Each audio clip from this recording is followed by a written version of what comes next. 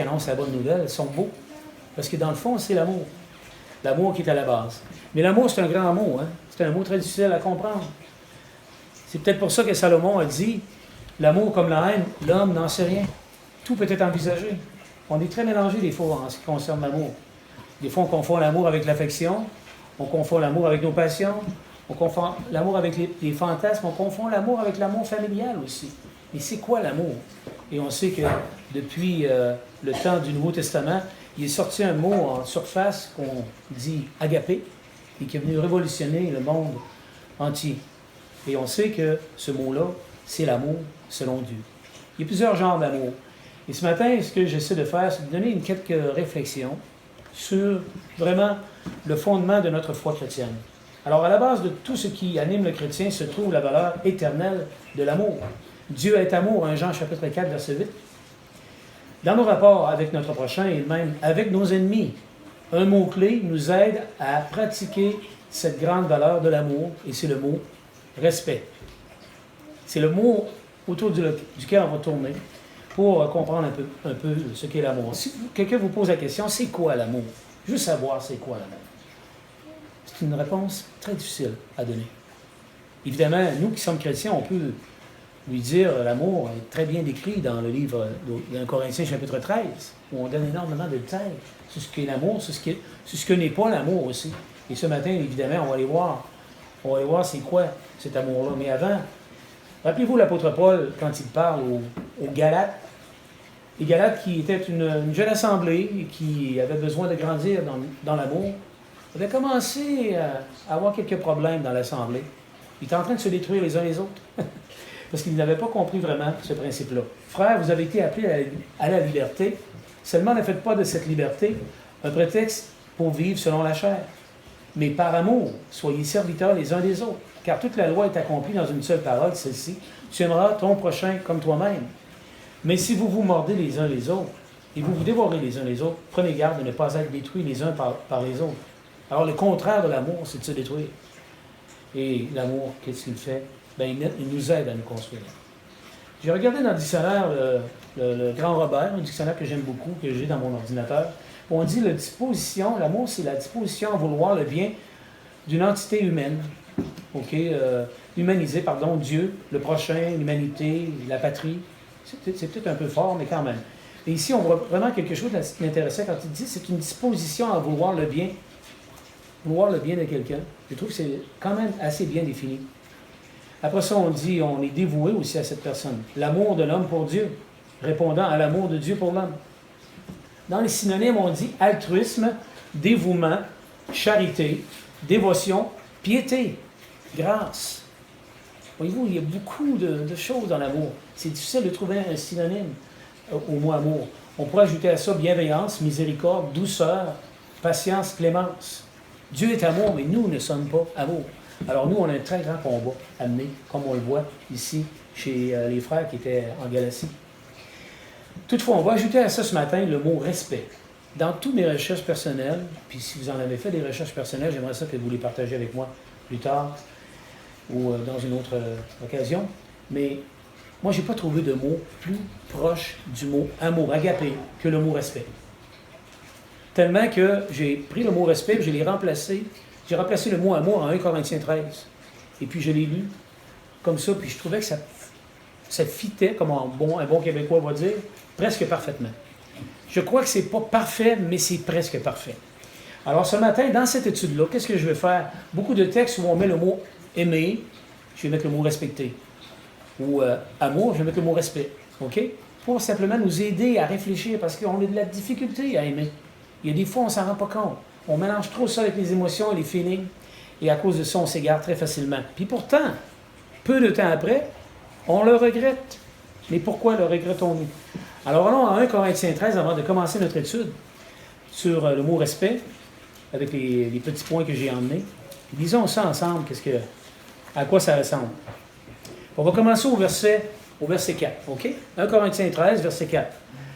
L'amour, on va le remplacer par le mot respect, OK? Le respect est patient. Le respect est serviable. Il n'est pas envieux. Le respect ne se vante pas. Le respect ne s'enfle pas d'orgueil. Il ne fait rien de malhonnête. Il ne cherche pas son intérêt. Il ne s'irrite pas. Il ne médite pas le mal. Il ne se réjouit pas de l'injustice, mais il se réjouit de la vérité. Il pardonne tout. Il croit tout. Il espère tout. Il supporte tout. Un phénomène extraordinaire, quand on prend ce mot-là pour remplacer le mot amour, si on remplace par exemple le mot crainte de Dieu par le mot respect, qui est extrêmement enrobé du mot respect. Quand on dit un homme qui craint Dieu, c'est un homme qui respecte Dieu. N'est-ce pas? Alors voyez-vous le lien, on dirait qu'il y a un lien tellement proche avec le mot amour. Maintenant, on va prendre ce mot-là, et puis on va l'ajouter dans cette étude-là ce matin. Comme je disais, j'ai remplacé le mot amour par le mot respect. Alors, pourquoi qu'ils sont beaux les pieds de ceux qui annoncent la bonne nouvelle? Bien, parce qu'ils marchent dans la voie du respect. Un chrétien, c'est une personne respectable. Respecter son prochain comme soi-même, lui faire ce qu'on aimerait qu'il nous fasse, le traiter comme on aimerait qu'il nous traite, peut se résumer en cette parole: respecte ton prochain comme s'il était toi-même. Pourquoi pas? On peut le mettre dans bien des situations comme ça, quand on pense comme ça. Ne devez rien à personne si ce n'est de vous respecter les uns les autres, car celui qui respecte les autres a accompli la loi. En effet, le commandement: tu ne commettras pas d'adultère, tu ne commettras pas de meurtre, tu ne commettras pas de vol, tu ne rendras pas de faux témoignages, tu ne convoiteras pas. Et tout autre commandement se résume en cette parole: tu respecteras ton prochain comme toi-même. Le respect ne fait de mal à personne, à son prochain. Le respect, donc, ne fait pas de mal à son prochain, au prochain. Le respect est donc l'accomplissement de la loi. Puis, je vais vous donner juste un exemple, OK? Vous avez vu la femme du voisin qui est très belle, mais c'est un homme que vous respectez beaucoup. Qu'est-ce qui va se passer? Non. Il faut être non. Plus facilement. Voyez-vous? Parce que le mot respect, quand on respecte quelqu'un, ça nous protège énormément de mauvais gestes, de mauvais agissements. Parce qu'autrement, on agit par égoïsme. Par égoïsme, et puis par orgueil aussi. Le péché nous anime énormément dans l'orgueil et beaucoup dans l'égoïsme. Mais respecter son prochain comme soi-même ne veut pas dire l'encourager à vivre dans le mal. Les péchés, les caprices, les fantasmes et les voies charnelles qui me tentent. Alors, respecter quelqu'un, ça ne veut pas dire, si moi je prends de la drogue, ben je vais le respecter, il va le laisser prendre de la drogue. Vous savez ce que je veux dire? Ou par exemple, vous voyez un voleur qui se plaît à voler. Alors, est-ce qu'on fait équipe ensemble? Ça, c'est pas du respect, ça. Du tout. C'est pas le même. Parce que ça prend absolument, à la base, évidemment, les principes de la vérité pour savoir comment faire pour respecter son prochain. Toutefois, le chrétien est le vol, n'est-ce pas? Alors, nous avons donc besoin du discernement du bien et du mal et d'une connaissance parfaite de la justice pour les distinguer afin que quand on respecte notre prochain, on ne l'encourage pas à faire le mal, ou à faire le bien plutôt. Alors, ils sont beaux les pieds de ceux qui annoncent des bonnes nouvelles à cause de ça, justement. Et aussi parce qu'ils marchent dans les parfaites voies de Dieu. Comme je viens de dire, ça prend absolument une connaissance du bien et du mal. Quand Jésus pose la question, c'est quoi le plus grand commandement? Puis l'homme dit, c'est d'aimer Dieu de tout son cœur, de toute sa force. Je crois que c'est Jésus plutôt qui répond ça. Aimer Dieu de toute sa force, de toute sa pensée, de tout son être. Et aimer son prochain comme soi-même. Il dit, le deuxième lui est semblable, mais il dit quand même d'aimer Dieu en premier et d'aimer le prochain. Évidemment, ça change tout. Quand on confesse une confession quelconque, qu'on soit musulman, qu'on soit catholique, qu'on soit chrétien de l'Église du Christ, à la base, on a des croyances, on a des discernements qui sont parfois bons, parfois mauvais à cause des confessions qui sont fausses. Mais il y a toujours quelque chose à la base, une connaissance qui nous fait dire ça c'est bien, ça c'est mal. Hein? Les musulmans disent c'est mal de dire que Jésus est le Fils de Dieu. Pourquoi? Parce qu'ils ont une mauvaise connaissance. Alors, ça prend absolument la connaissance de la parole de Dieu pour pouvoir savoir comment respecter notre prochain. À ceci, nous reconnaissons que nous respectons les enfants de Dieu. Quand nous respectons Dieu et que nous pratiquons ses commandements, car le respect de Dieu consiste à garder ses commandements, et ses commandements ne sont pas pénibles. Parce que tout ce qui est né de Dieu triomphe du monde. Et voici la victoire qui triomphe du monde, notre foi. Qui est celui qui triomphe du monde, sinon celui qui croit que Jésus est le Fils de Dieu? Alors voyez-vous ici, ces idées-là sont bien simples. Si on respecte Dieu, qu'est-ce qu'on va faire? On va faire le bien. On va faire ce qu'il nous demande de faire. On va respecter sa parole. Et on va aller même en profondeur. Parce qu'on veut aller en profondeur. C'est le problème fondamental de toutes les croyances qui sont fausses, qui ont ajouté des connaissances fausses à la révélation de Dieu, c'est-à-dire de ne pas aller en profondeur. Plus on va en profondeur dans la parole de Dieu, plus on discerne le bien et le mal. Alors les pieds de ceux qui annoncent de bonnes nouvelles sont beaux aussi, parce qu'ils respectent l'état spirituel de chacun. Vous avez des voisins, vous avez des amis, des gens qui vous côtoient, des bons et des méchants. Et puis, vous partagez l'Évangile avec ces gens-là. Et on sait que la réponse ne sera pas toujours positive. La réponse, des fois, est même souvent négative. Où est mon prochain spirituellement? Est-il dans l'Église ou dans une dénomination chrétienne ou dans quelque confession quelconque? Une personne morale ou une personne débauchée?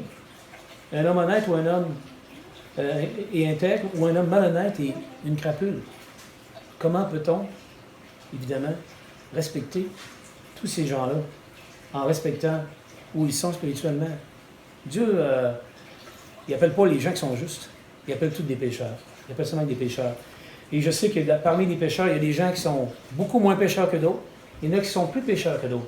Et à cause de ça, évidemment, nous, des fois, dans notre compréhension de la foi chrétienne, on accepte et on refuse certaines personnes. Parce qu'ils sont à des niveaux spirituels, des fois, très bas. Mais il ne faut pas penser comme ça.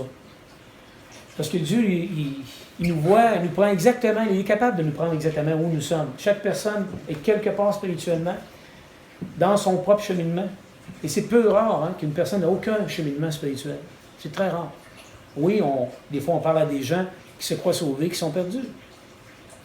Oui, c'est vrai qu'il y a beaucoup de gens qui vont même dire des choses contre la vérité. Mais ils ont tous quand même un cheminement. Et puis on doit accepter où les gens sont et aussi les rejoindre à l'endroit où ils sont spirituellement dans leur cheminement. Alors Dieu n'est pas en peine, on le sait tous. Dieu n'est pas en peine pour aller chercher quelqu'un qui est dans le péché. Jésus a dit, quand le Fils de l'homme sera élevé, quand je serai élevé, le Fils de l'homme attirera tous les hommes à lui. Tous les hommes à moi, qu'il disait. Pourquoi? Parce que le Seigneur est capable vraiment de nous chercher au plus bas monde. Dieu, sans tenir compte des temps d'ignorance, annonce maintenant à tous les hommes, en tout lieu, qu'il est à se repentir, parce qu'il a fixé un jour où il va juger le monde. Selon la justice par un homme qu'il a désigné, et il en a donné à tous une preuve digne de foi, en le ressuscitant d'entre les morts. Ainsi, comme Dieu, nous respectons les gens au niveau où ils sont spirituellement. On dit, soyez donc les imitateurs de Dieu, comme des enfants bien-aimés, et marchez dans le respect, de même que le Christ nous a respectés, et s'est livré lui-même pour nous, en offrande et en sacrifice, comme un parfum de bonne odeur. Alors, qui n'a pas à cheminer pour s'améliorer? J'ai des qualités, j'ai des défauts. Vous avez des qualités et vous avez des défauts aussi. Et ça peut arriver des fois qu'on croise les défauts de nos frères et que ceux-ci cachent, nos frères et nos sœurs, ceux-ci cachent leurs qualités. Oui, il y a des choses peut-être qu'on ne fera jamais que nos frères font. C'est-à-dire des péchés que jamais on ne commettra. Mais probablement que nous, c'est la même chose. Il y a des péchés que moi je vais commettre, que vous ne commettrez peut-être jamais. Alors, quelque part, il faut toujours se souvenir qu'on doit respecter les gens où ils sont et de chercher, comme dit Jésus très souvent, à bénir et non à maudire. Parce que c'est très facile de maudire l'homme à l'image de Dieu, comme dit Jacques. Très, très facile. On a juste à se laisser aller sans aucune volonté de vouloir faire le bien. OK, nous avons tous des faiblesses et des mauvaises habitudes difficiles à surmonter et à vaincre. Comment Jacques exprime-t-il cela? Jacques, le frère du Seigneur. Imaginez, vous avez été le frère ou la sœur du Seigneur, mais ici on parle de Jacques, le frère du Seigneur. Et puis, il a grandi avec Jésus, et puis Jésus, pouvait-il avoir un frère, genre, plus grand, plus merveilleux que Jésus? C'est incroyable. Jacques était devenu une personne très importante dans la foi, un pilier dans la vérité. D'ailleurs, quand Jésus est ressuscité d'entre les morts, il est apparu à Jacques. Et quand vous lisez la lettre de Jacques, il était très, très profond. C'est le Salomon du Nouveau Testament, avec tout le discernement qu'il nous donne. Mais Jacques a dit ceci, nous bronchons tous de différentes manières. Alors moi, je branche peut-être d'une manière, lui, il branche d'une autre manière. Il branche d'une autre manière. Pourquoi? Parce qu'on est tous des humains. On est tous limités. Alors, quelque part, ici, ça nous aide à quoi? À avoir du respect pour les autres. Parce que la manière dont les endroits où ils tombent dans le péché. Ça pourrait être moi. Et moi, c'est d'autres choses, n'est-ce pas? Qui dira, j'ai rendu mon cœur sans reproche, je me suis purifié du péché. Deux sortes de poids, deux sortes de mesures sont l'une et l'autre en horreur à l'éternel. Ça, c'est une parole de Salomon, justement, qui dit, il n'y en a pas d'homme qui ne pêche pas. Puis Salomon a dit ça dans sa sagesse, dans la profondeur de sa sagesse. Proverbe 20, verset 9, 10, puis c'était Jacques 3, 2 tout à l'heure. Ne vous y trompez pas, mes frères bien-aimés. Tout don excellent et tout cadeau parfait viennent d'en haut, du Père des Lumières, chez lequel il n'y a ni changement, ni ombre de variation. Il nous a engendrés selon sa volonté, par la parole de vérité, afin que nous soyons, en quelque sorte, les prémices de ses créatures. Sachez-le, mes frères bien-aimés, ainsi que tout homme soit prompt à écouter la parole de Dieu, mais prompt aussi à écouter les autres. Parce qu'ici, évidemment, on parle d'un principe. Okay? L'homme, le chrétien, doit être une personne qui doit apprendre à écouter les autres. Et à mettre un frein à sa langue. Ainsi que tout homme soit prompt à écouter, lent à parler, lent à la colère, car la colère de l'homme n'accomplit pas la justice de Dieu. C'est pourquoi, rejetant toute souillure et tout excès de méchanceté, recevez avec douceur la parole qui a été plantée en vous et qui peut sauver vos âmes. Quand une personne qui a vécu dans le mal la majorité de sa vie devient chrétienne, nous devons ne pas oublier que cette personne-là aura beaucoup de choses à changer, beaucoup d'obstacles à surmonter et beaucoup de patience à recevoir de la part de ses frères et de ses sœurs dans la foi. N'est-ce pas? C'est encore le respect qui nous fait agir comme ça. Alors, on ne peut pas s'attendre qu'une personne qui devient chrétienne, qui change d'un coup sec, qui change complètement son comportement du jour au lendemain. Ça, c'est les sectes qui font ça. Les sectes, là, oui, sont capables de faire ça. Changer quelqu'un d'un coup sec assez rapidement, puis je peux vous dire que la secte des témoins de Jéhovah, ils ont beaucoup de succès là-dedans. Mais ce n'est pas la parole de Dieu, ça. C'est pas la parole de Dieu. Ça, c'est un idéalisme qui n'est pas du tout la parole de Dieu. La parole de Dieu, il y a le sang de Christ qui coule pour le pardon des péchés. D'ailleurs, cette religion-là est très sévère envers leurs membres. Très souvent, ils vont les discipliner, ils vont les exclure de leur assemblée à cause d'une faiblesse qui est une chose normale et qui doit être surmontée. On voit une personne qui vient à l'église, qui était alcoolique. Si un jour vous le voyez prendre un verre puis dépasser les limites, c'est pas normal. C'est absolument normal. Il y a un cheminement, une progression qui doit s'enclencher et un respect qui doit aussi être constamment là chez les autres frères qui sont plus forts. Alors, il en est ainsi du prochain qui n'est pas encore chrétien. Cette personne a besoin de voir en nous le respect et le non-mépris de sa situation spirituelle. Nous aussi, nous étions perdus, aveuglés par le mal et confortable dans le péché.